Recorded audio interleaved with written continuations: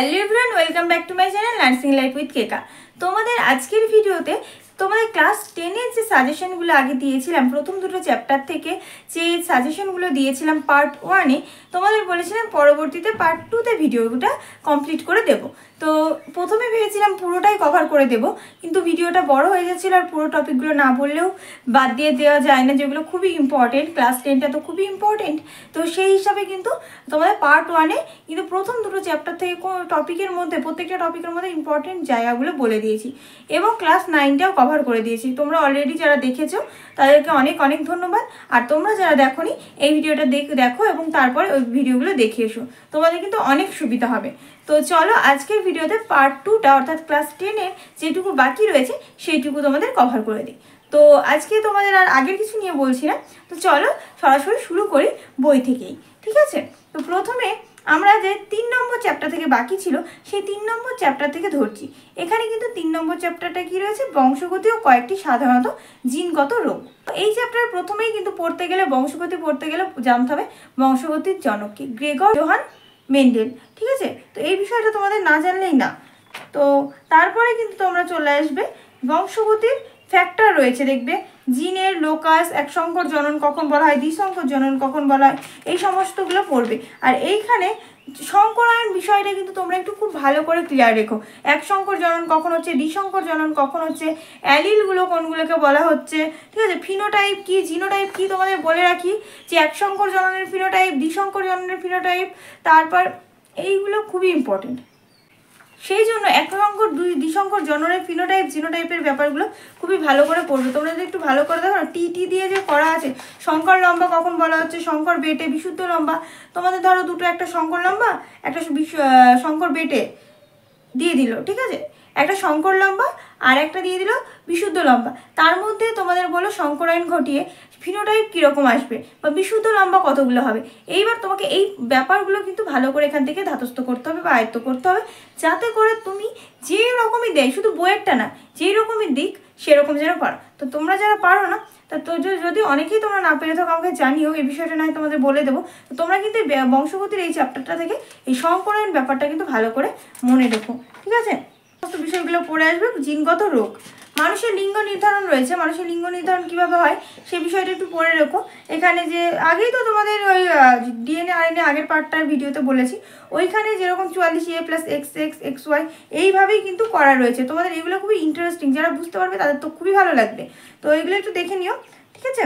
আর তারপর কয়েকটি জিনগত যে রোগ আছে সেগুলো একটু পড়ো।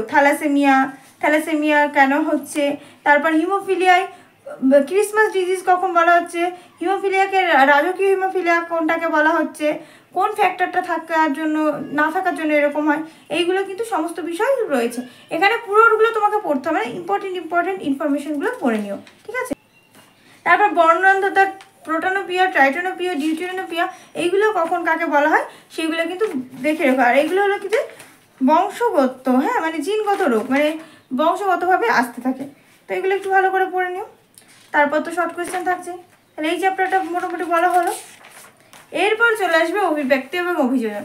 এমন কোনো সাল নেই এই কটার মধ্যে, এমন কোনো শিফটের কোয়েশ্চেন বা যাই বলো, এমন কোনো কোয়েশ্চেন সেট নেই যেখানে অভিব্যক্তি বা অভিযোজন থেকে কোয়েশ্চেন নেই। অভিব্যক্তি এবং অভিযোজন কিন্তু খুবই সহজ আর খুবই ইম্পর্টেন্ট একটি চ্যাপ্টার হলো অভিব্যক্তি এবং অভিযোজন। এই চ্যাপ্টারটা আমার খুবই ভালো লাগে সত্যি, আর এই চ্যাপ্টারটাও খুবই ইম্পর্টেন্ট একটা চ্যাপ্টার। মেন কথা, এত সহজের মধ্যে ইম্পর্টেন্ট হলে তো ভালোই লাগবে। তো চলো অভিব্যক্তি এবং অভিযোজন এই বিষয়গুলো নিয়ে বলা হোক।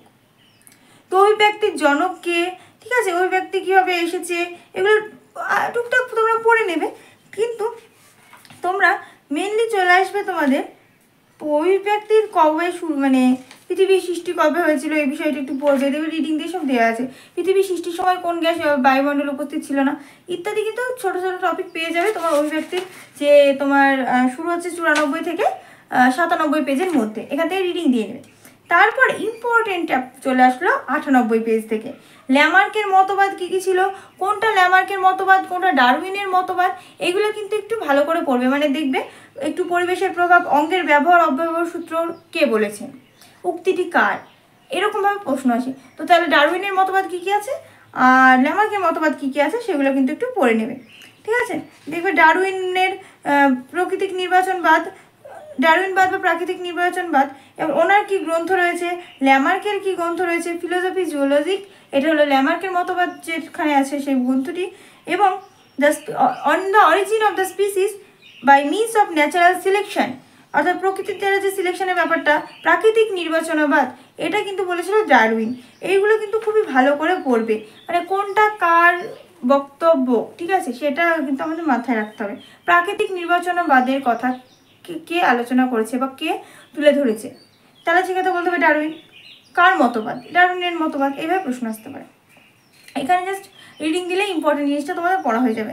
পরে জীবাশ্ম গঠিত যে প্রমাণগুলো আছে, প্রমাণগুলো পড়বে, যে আস্তে আস্তে কি ইও হিপ্পাস, মেসো হিপ্পাস, মেরিচ হিপ্পাস, প্লাইও হিপ্পাস, ইকুয়াস, কোন যুগে কোন ঘোড়ার যে অভিব্যক্তি হয়েছে, সেক্ষেত্রে কোন যুগে কোন জীবাশ্ম ছিল বা কোন ঘোড়াটা ছিল সেটা মনে রেখো, ঠিক আছে। প্লিস্টোসিন যুগ, মানে আধুনিক যুগ বা প্লিস্টোসিন যুগে রয়েছে ইকুয়াস, এখনকার আধুনিক ঘোড়ার নাম কি? ইকুয়াস, এভাবে মনে রাখতে হবে। তারপরে চলে আসবে সমসংস্থ সমবৃত্তি অঙ্গ। আমি এগুলো যেগুলো বলছি একদম বাদ দেবে না, একদম বাদ দেবে না, তোমরা এক্সট্রা পেলে এক্সট্রা পড়বে, কিন্তু বাদ দেবে না। তারপর কিন্তু সমবৃত্তি অঙ্গ এবং সমসংস্থ উদাহরণ যা পাবে, সমবৃত্তি অঙ্গ এবং সমসংস্থ অঙ্গের উদাহরণ যা পাবে সব পড়বে, ঠিক আছে।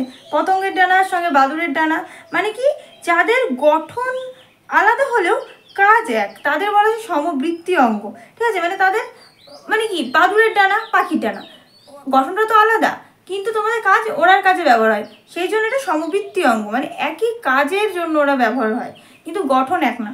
আর সমসংস্থ অঙ্গ কি, যাদের গঠন একই কিন্তু দেখা যাচ্ছে তাদের কাজ আলাদা আলাদা, যেমন তিমির ফ্লিপার, বা পাখির ডানা, বাদুড়ের ডানা, চিতাবাঘের অগ্রপদ। দেখো চিতাবাঘের অগ্রপদ, মানুষের হাত, এগুলোর গঠনটা দেখতে গেলে যে আমাদের যেমন হিউমেরাস, রেডিয়াস, আনলা, কার্পাল, মেটাকার্পাল, ফ্যালাঞ্জিয়াস, এইসব নিয়ে গঠিত আমাদের পুরো হাতটা, ঠিক আছে। হিউমেরাস, রেডিয়াস, আনলা, এখানে কার্পাল আছে, মেটাকার্পাল আঙুলের যে হাড়, তারপর ফ্যালাঞ্জিয়াস, এই সমস্ত নিয়ে কিন্তু আমাদের মানুষের অগ্রপদ বা হাত গঠিত।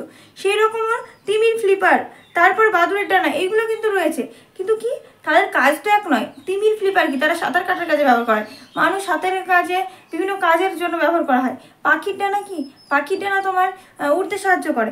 এগুলোর কাজ আলাদা হলেও অঙ্গ সাংস্থানিকভাবে এক, তাই এদের সমসংস্থ অঙ্গ। তাহলে এই উদাহরণগুলো খুবই মনে রাখতে হবে। উদ্ভিদের সমসংস্থ অঙ্গ আছে, প্রাণীর সমসংস্থ আছে, সমবৃত্তি অঙ্গ আছে, এগুলো খুবই ভালো করে পড়বে। উদ্ভিদ প্রাণী সব পড়বে। নিষ্ক্রিয় অঙ্গ, নিষ্ক্রিয় অঙ্গের কিন্তু কীভাবে কি নিষ্ক্রিয়, মানে উদ্ভিদের কিছু নিষ্ক্রিয় অঙ্গ, প্রাণীর কিছু নিষ্ক্রিয় অঙ্গ, এইভাবে কিন্তু রয়েছে, তো সেগুলো কিন্তু পড়াটা খুবই জরুরি। সমস্ত কিছু কিন্তু পড়তে হবে। এবার ভেনাস হৃৎপিণ্ড কাদের দেখা যায়, দূষিত রক্ত কাদের হৃৎপিণ্ডে প্রবাহিত হয়, কেন প্রবাহিত হয়, এগুলো বলো। এগুলো তোমাদের কমেন্টের মাধ্যমে আমাকে জানিও তোমরা যে দূষিত রক্ত কাদের হৃৎপিণ্ডে দূষিত রক্ত বহন হয়। তারপরে তোমাদের ভেনাস হৃৎপিণ্ড কাদের দেখা যায়, ঠিক আছে। এইগুলো যদি জানো তো কমেন্টে জানাও। তো এইগুলো দেখে চলে আসবে। অভিব্যক্তি হয়ে গেল, এই তো হয়ে গেল অভিব্যক্তি। এরপর অভিযোজন, অভিযোজনগত যে অঙ্গ সংস্থানগত অভিযোজন কী কী আছে, তারপরে তোমাদের তারপর শারীরবৃত্ত অভিযোজনেরগুলো পুরোটাই তোমাদের বইয়ে পরপর যেভাবে রয়েছে পুরোটাই কিন্তু পড়ে নেবে।